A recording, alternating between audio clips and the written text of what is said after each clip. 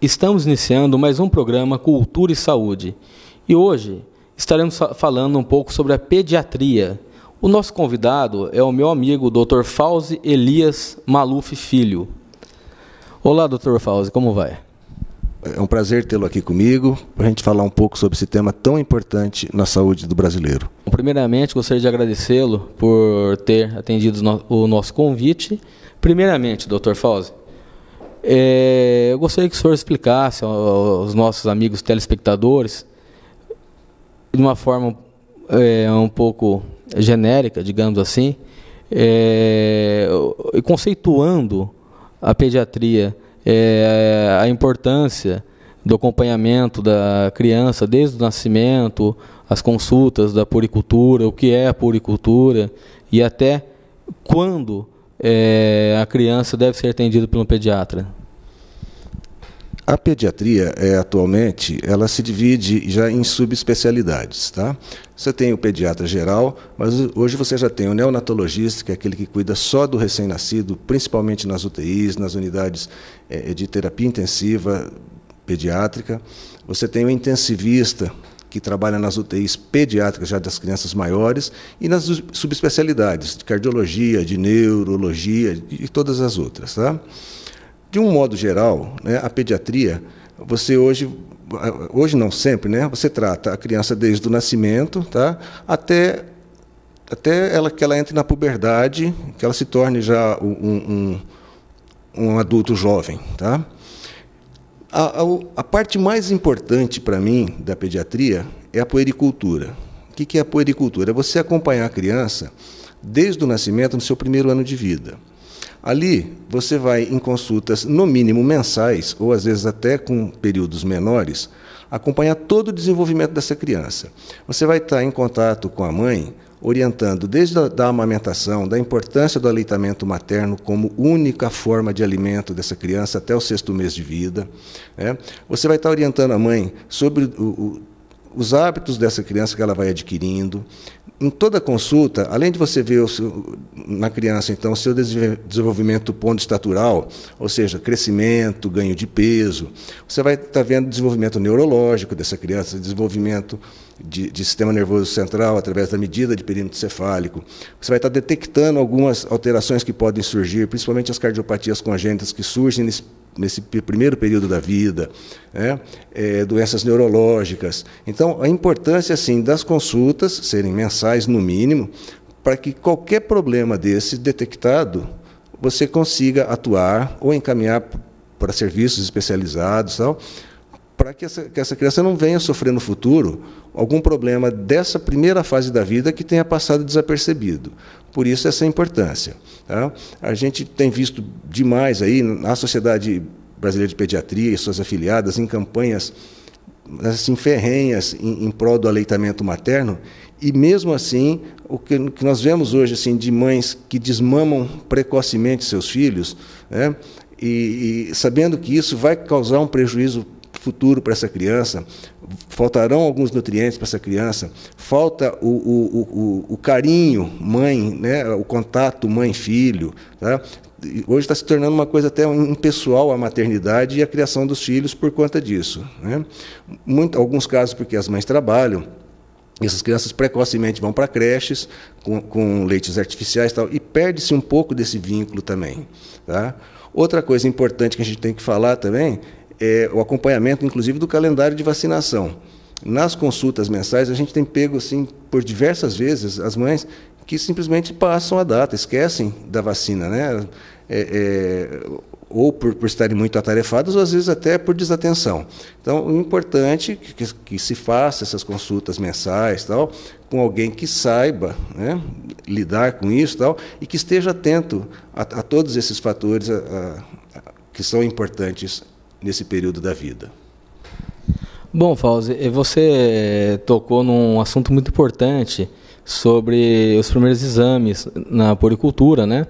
E dentre eles nós podemos citar o teste de pezinho, que hoje é obrigatório.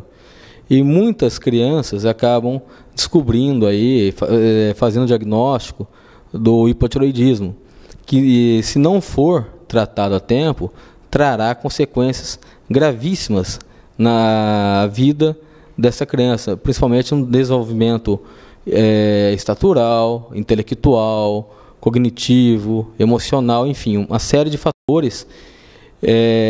Agora também o teste da orelhinha foi implantado e também virou lei. Explica um pouquinho sobre a importância desses testes.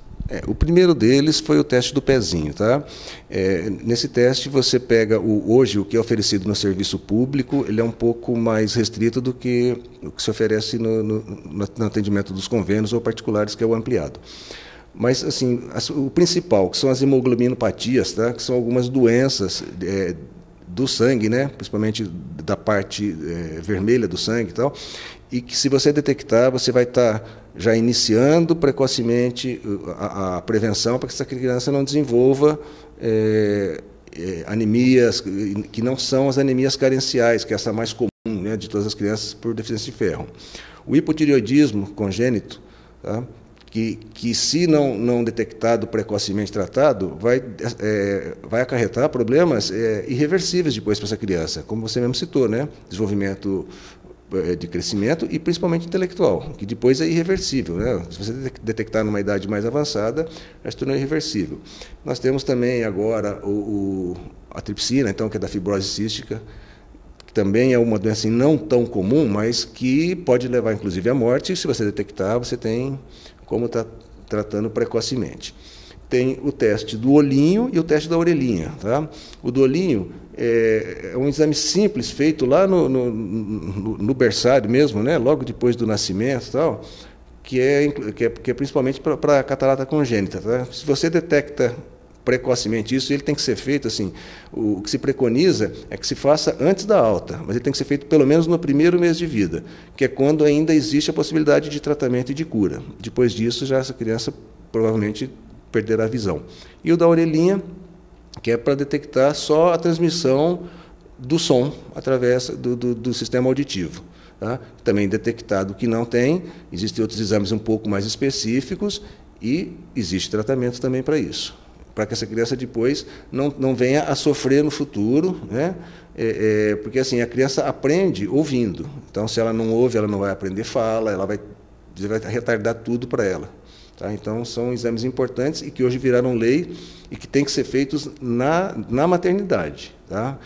Feitos pelo pediatra, e quando esse encontrar alguma dificuldade, né? O da orelhinha não, o da orelhinha ele é feito por otorrino, né? Mas o do olhinho é feito pelo pediatra, e se ele encontrar alguma dificuldade ou achar que está inconclusivo, aí sim encaminhar para um oftalmologista. A prevenção ainda acaba sendo sempre o melhor remédio para todas as doenças. É muito importante também frisarmos, como o Dr. Fauzi falou, a visita teria que ser mensal no primeiro ano de vida.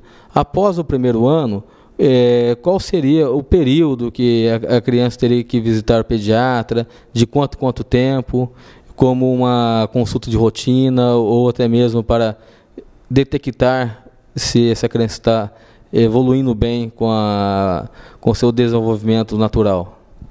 O ideal é que continuasse sendo mensal, tá? Inclusive, hoje, toda criança quando nasce, ela recebe a caderneta da criança, né?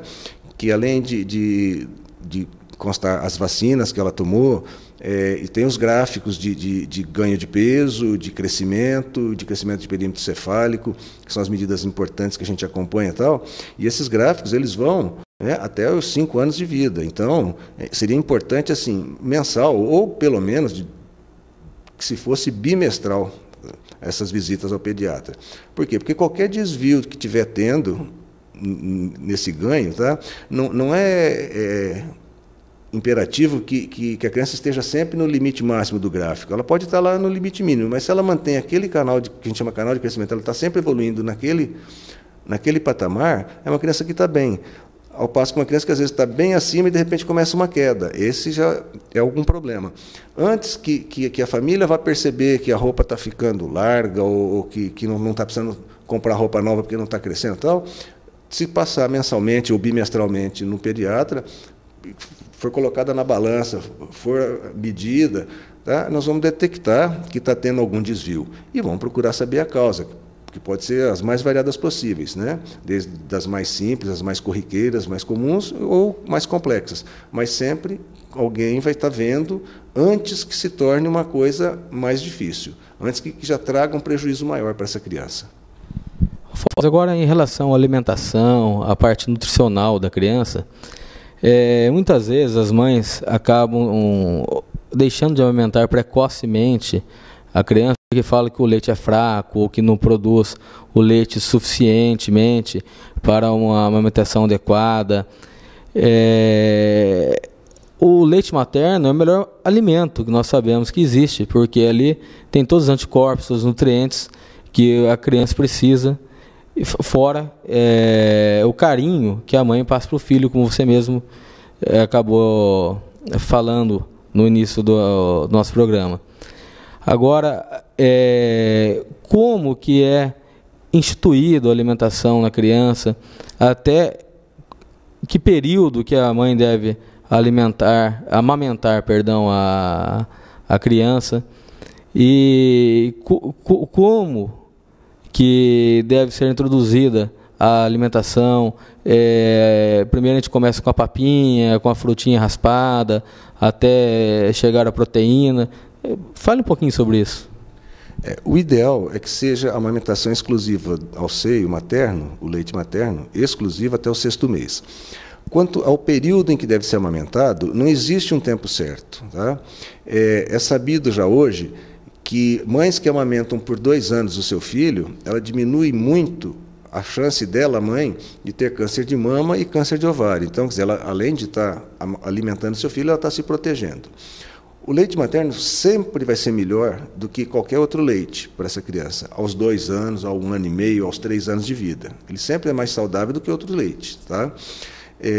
Quanto à introdução de outros alimentos, a partir do 6º mês, ainda o leite materno é o principal alimento dessa criança, mas aí se introduz outras formas de alimento também. Você começa com suco de frutas, depois a frutinha, a papinha de fruta, a fruta raspadinha, amassada, e os legumes. Tá? Os outros alimentos, assim, o que se diz a comida da casa, por assim dizer, né, da família e tal, o ideal é que se comece depois dos 2 anos. Mas a partir de 1 ano já é tolerável, dependendo da estrutura familiar, da condição financeira, tá? E disponibilidade, inclusive, dessa mãe de estar preparando esse alimento especial para a criança. Mas assim, a gente preconiza principalmente até o 6º mês, exclusivamente o leite materno. Existe em tramitação já uma lei, né?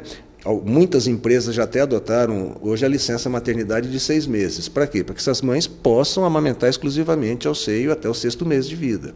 O poder público ainda não aderiu, né? Que é quem deveria dar o bom exemplo, mas ainda não aderiu. Mas assim, já vê muitas empresas já possibilitando que as mães fiquem 6 meses hoje com seus filhos para amamentar exclusivamente ao seio, que é o mais importante do alimento. A alimentação, então, ela seria introduzida a partir do 6º mês, né? E com isso você estaria entrando com a papinha, com a frutinha raspada, com proteína. Agora, é muito importante também falarmos um pouco sobre a dentição. Quando começa a dentição e quais as consequências, a sintomatologia, o que a criança sente com a primeira dentição. E também eu gostaria que você falasse um pouquinho sobre as doenças comuns da infância. Bom, na questão da dentição, assim, não existe uma idade exata para que se inicie a erupção dos dentes. Tá? Inclusive, existem casos de criança que, ao nascer, já tem dente. Tá? Mas a gente tem mais ou menos assim, a partir do 6º mês que começam a aparecer os primeiros dentes na criança. Ao passo que existem crianças que vão ter o primeiro dente após 1 ano de vida, 1 ano e 2 meses. Tá? O importante é a mãe saber que toda criança vai nascer dente. Tá? Isso é ponto pacífico. Eu, em 25 anos de profissão, nunca vi uma criança que não tivesse tido dente, tá? Não tivesse nascido os dentes. Então, assim, as mães não ficarem apavoradas, né? E lembrando também, tem uma condição no desenvolvimento da criança que surge a partir do 3º mês, em torno do 4º, algumas crianças um pouco mais precoces, que é chamada de fase oral. É quando a criança descobre as suas mãozinhas, ela começa a descobrir que aquilo é dela e que ela tem comando sobre aquilo, porque até então ela não, os movimentos são assim, são incoordenados, a criança não tem coordenação motora para nada. E ela começa a trazer essa mão para a boca. E a criança sente prazer nisso aí, é uma fase normal, que depois, com o tempo, passa. E assim, a maioria das mães confundem, né? Isso aí já está coçando a gengiva e já vai nascer dente. E assim, é motivo de consulta e a gente tem que explicar e convencer a mãe de que não tem sinal nenhum de dentição, tal, que a criança está fazendo aquilo porque ela está descobrindo, né, a mão. E nesse período também é até bom alertar as mães, os pais, né, que tudo que cair na mão da criança, por prazer, ela traz para a boca. Então é perigoso até objetos que fiquem próximos, que ela possa se ferir, ou objetos pequenos que ela possa afogar. Bom, você perguntou também na questão assim, dos sintomas, tal, né? É muito comum na erupção dentária, por ser um processo inflamatório, né? Ou seja, a gengiva, ela primeiro fica inchada, é demasiada, e depois ela se rompe, ela se rasga para o dente, por isso que chama erupção, para o dente aparecer. Então, provocar um aumento de temperatura, aumento leve de temperatura, né? Não é aumento muito grande, de 39 graus, nada disso, tá? É uma hipertermia que não chega propriamente a ser febre, tá? Em algumas crianças, uma leve mudança no ritmo intestinal, às vezes com aumento do número de evacuações, diminuição um pouco de consistência das fezes e tal. E a criança fica mais enjoadinha nesse período mesmo. É uma inflamação dentro da boca, né? A gengiva está inchada, ela está dolorida e tal. A criança tem, aí nesse período, tem o hábito de ficar mordendo as coisas para tentar aliviar tudo. Às vezes diminui um pouco o apetite, mama um pouco menos, mas assim, dura 1 dia, 2 dias no máximo na erupção de um dente, não mais do que isso. E também gostaria que falasse um pouquinho sobre as doenças comuns da infância. Muitas doenças nós sabemos que já foram praticamente banidas, né? Estão extintas aí, como a poliomielite, entre outras, devido à grande campanha, ou melhor dizendo, as grandes campanhas de vacinação que foram realizadas até mesmo aí pelo governo em parceria com alguns clubes de serviço, mas ainda recentemente a gente vem acompanhando aí alguns surtos de sarampo, varicela e algumas doenças que estão voltando, que já praticamente há muito tempo nós não víamos mais. A varicela, ela todo ano ela tem seu surtozinho, né? Que é a famosa catapora. O sarampo já não, o sarampo, ao contrário, no Brasil já não está tendo mais casos. Tanto que hoje, o brasileiro, para viajar para a Europa, para os Estados Unidos, ele tem que se vacinar. Hoje é o inverso. Hoje você não precisa vacinar de febre amarela para não levar para lá, você tem que se vacinar do sarampo para não trazer de lá para cá. É interessante, mas o primeiro mundo está tendo sarampo, surtos na Europa, nos Estados Unidos, e no Brasil não. Tá? Quando a gente fala assim, as doenças, antigamente se falava comuns da infância, prevalentes, o ideal é que não tivesse doença nenhuma, né, na infância. Tá? Ou, assim, o que a gente mais... são as viroses em geral, tanto de vias respiratórias, né, quanto as gastrointestinais, né, as gastroenterites, curso com diarreia, com vômito, né, a varicela, que apesar que hoje já tem vacina, tal, feita a partir do 9º mês. Então, assim, o importante, a criança amamentada ao seio, tudo que a mãe tem de defesa de anticorpos, né, as doenças que a mãe já foi imunizada, ela vai estar passando para essa criança. Então, dificilmente essa criança vai ter qualquer uma dessas doenças preveníveis por vacinas, né? Você falou, então, até das campanhas tal, nós vemos nos últimos anos um incremento no calendário vacinal. O Estado de São Paulo geralmente é pioneiro nisso, mas depois o Brasil como um todo acaba acompanhando. Então, hoje nós temos a vacinação de todas as crianças contra a meningite C, contra o pneumococcus, né, que é causador principalmente de pneumonia, de algumas formas de meningite, formas de outras infecções de ouvido, né, e inclusive a vacina que é colocada na rede pública, que é a 10 valente, quando ela chegou, dava dando um banho nas clínicas particulares que faziam a 7 valente, tá? Preveniam contra 7 subgrupos e a de serviço público já veio contra 10, tá? A do rotavírus também, importante, vacina, tá? que no início, por medo, porque assim, ela tem um período muito certinho, muito justo para ser feito, e não pode ser feito fora desse período, né, de idade, e um pouco de efeitos colaterais. Muitas mães optavam por não fazer a vacina, inclusive ela era opcional, né, apesar de estar no calendário, a mãe poderia recusar.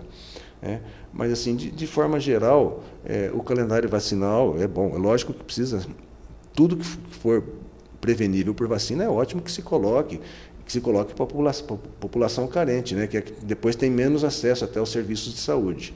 Tá? Mas, de forma geral, o calendário é bom. E, assim, doenças comuns de infância, né, a gente nem deve falar mais, porque o ideal é que não tivesse, né, que não tivesse cachumba, que não tivesse catapora, né, que todos recebessem a imunidade pelo leite materno e depois a imunidade através das vacinas. Qual o mecanismo que essas crianças acabam tendo essas cólicas? Até que idade seria mais comum acontecer essas cólicas e quais as medidas que os pais devem tomar em casa quando a criança apresenta cólica? De uma forma geral, assim, a cólica do lactente, né, ela acomete todas as crianças. Tá? A reação de cada criança à cólica é que é diferente de acordo com o seu limiar de dor. A cólica, assim, ela aparece geralmente na primeira semana de vida, nos primeiros dias, mas geralmente na primeira semana, tá? Que é por um acúmulo de gases, mesmo nas alças de intestino. Tá? E esse acúmulo de gases ele provoca um pouco de distensão de alça intestinal e dor. Tá? É importante os pais saberem assim, que a primeira coisa que tem que ser feita é não desesperar. Tá? Até não muito tempo atrás, houve um congresso, né, de especialistas, principalmente psicólogos e psiquiatras infantis, para discutir a questão cólica. Né? E chegou-se até a conclusão assim, de que quanto mais os pais se desesperam, quanto mais os pais se envolvem na dor da criança, pior fica. Tá?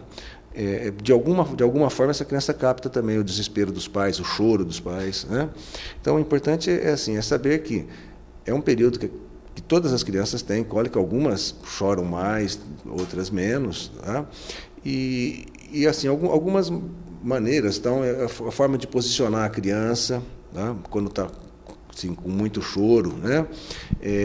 O ideal é que a mãe se deite, levante suas vestes, tal, dispa a criança e deite a criança de barriga sobre o ventre da mãe, né, de atravessado.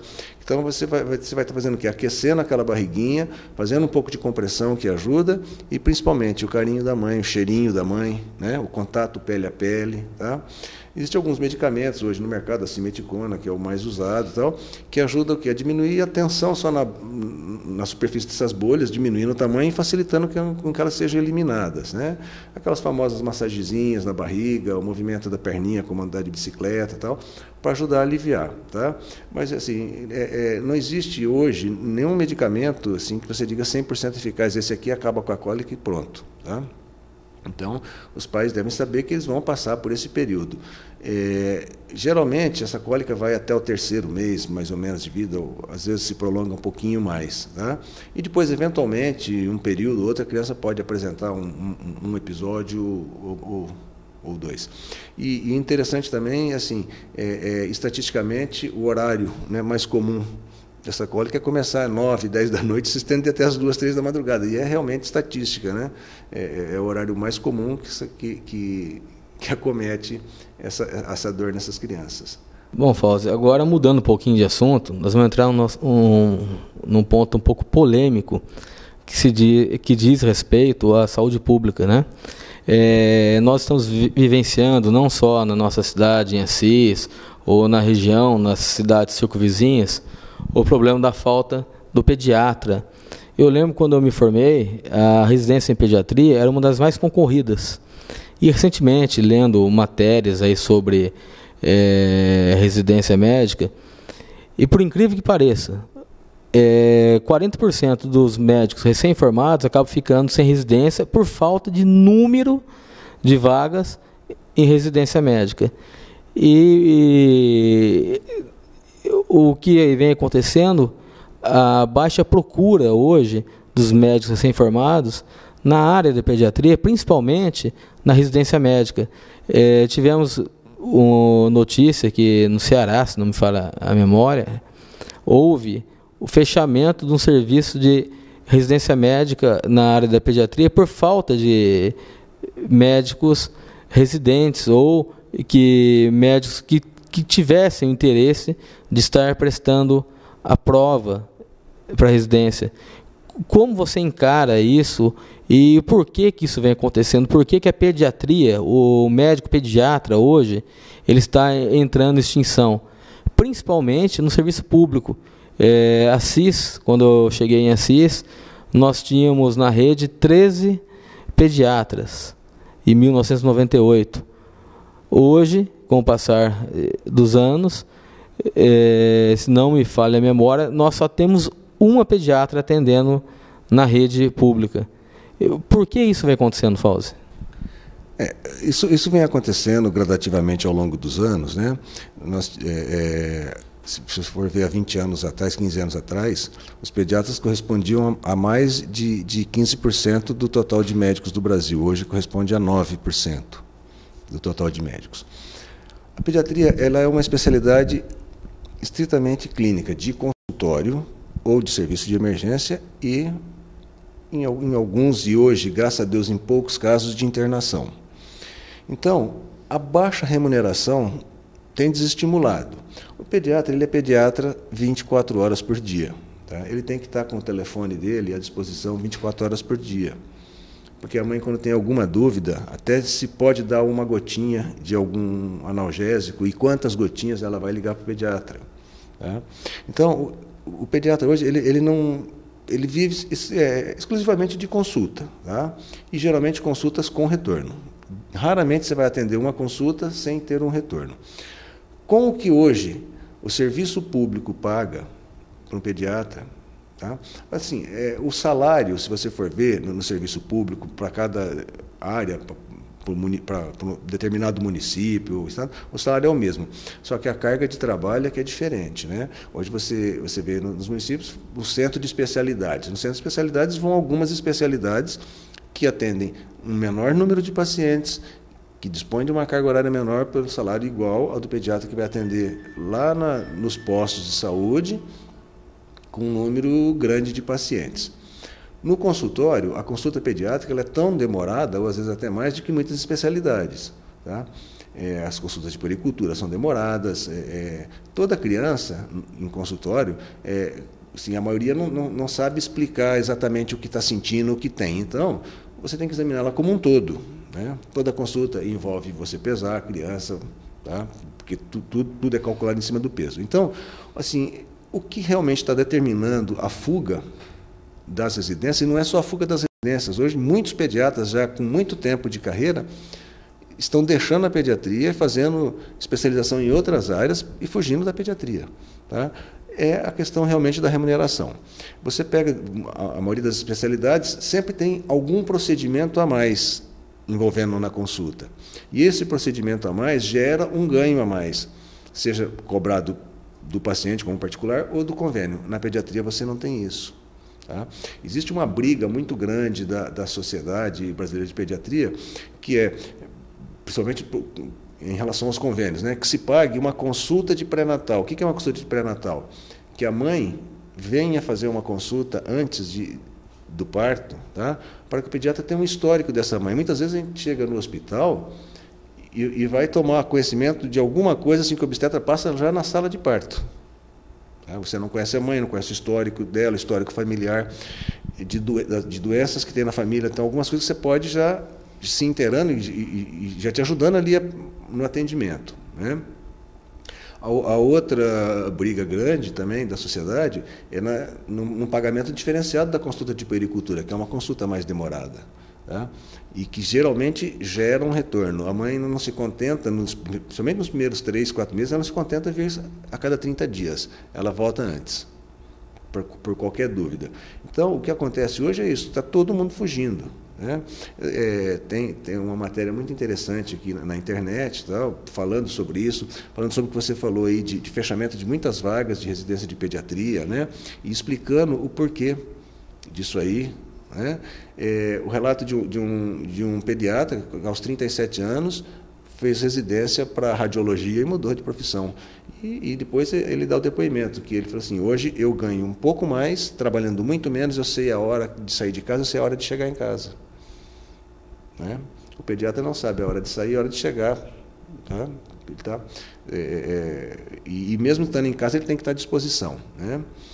E como você citou também o caso de Assis, e é interessante, é uma coisa que está acontecendo a nível de Brasil como um todo. Quem não está largando a pediatria, pelo menos está largando o consultório, o ambulatório e fazendo plantão.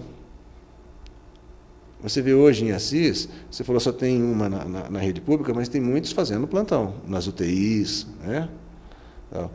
Por quê? Porque hoje você consegue uma remuneração um pouco melhor no plantão, com menos estresse e com menos custo, porque hoje o consultório é caro, a manutenção, e o retorno é pequeno. O que os convênios pagam é muito pouco, tá? Para você atender uma consulta pelo convênio. Em cima disso, você pagar o imposto de renda altíssimo, a carga tributária é alta, você pagar as despesas do consultório e você dá um retorno. Então, no fim, tem hora que você pensa assim, gente, acho que eu estou pagando para trabalhar e não ganhando. Tá? Então, é por isso mesmo a fuga e a diminuição drástica do número de pediatras. E hoje, faltando no Brasil inteiro, muitos serviços faltando pediatras. Bom, eu gostaria de agradecer a sua presença, gostaria de agradecer a forma que você nos recebeu aqui no seu consultório em Praça Paulista e da sua explicação em relação à pediatria e os demais assuntos que foram abordados por você, Fausto. Muito obrigado pelo carinho. Tá. Eu também gostaria de agradecer a oportunidade, né, você ter vindo aqui, e foi muito bom a gente colocar um pouco da experiência que a gente tem de vida na profissão médica de tantos anos, né? E é sempre bom você poder compartilhar com mais pessoas. Chegamos assim ao final de mais uma edição do programa Cultura e Saúde. Gostaria de agradecer a audiência de todos e também pedir que Deus nos abençoe de uma forma rica e poderosa